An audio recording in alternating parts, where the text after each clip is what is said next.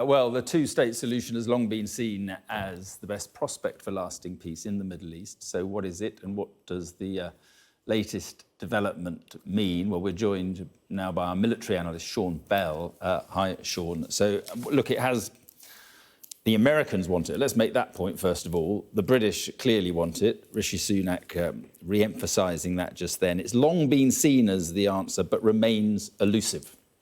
You're absolutely right, but up till now, at least, has been the universal sort of objective of all this. It was a remarkable interview you did yesterday, only because the first time overtly somebody's come out, even though the Prime Minister has largely been very dismissive of two-state solutions, the first time somebody's come out and actually said it up front. Why is that significant? Well, the Westerns always believe that it's the only way to stop this decades-long conflict and bring it finally to an end. What does it mean? Largely Palestinians and Israelis living together, coexisting.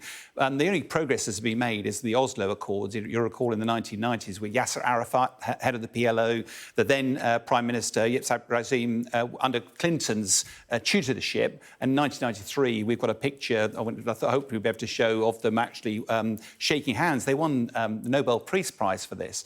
Now, they never actually got to a hard solution, but they were coalescing around the idea of a two-state solution where the Palestinians would have the West Bank and Gaza, Israel would take the rest, and there'd be special arrangements for Jerusalem. And actually, even as recently as 2017, Hamas had sort of stated that a two-state solution might be the baseline for at least some form of negotiation. So that's been an absolute pivotal point of US policy up to this point. It's really interesting to see that what changes this statement by Israel is now going to have. Yeah, and is it fair to say, given what Alistair has just been saying, that we're sort of further away than ever, really? Well, from my perspective, the challenge is your political end state drives your military strategy. You don't drive a military strategy without knowing what good will look like at the end. If you were going for a two-state solution, you target Hamas, but try to avoid civilian casualties, try to avoid destruction of Gaza infrastructure.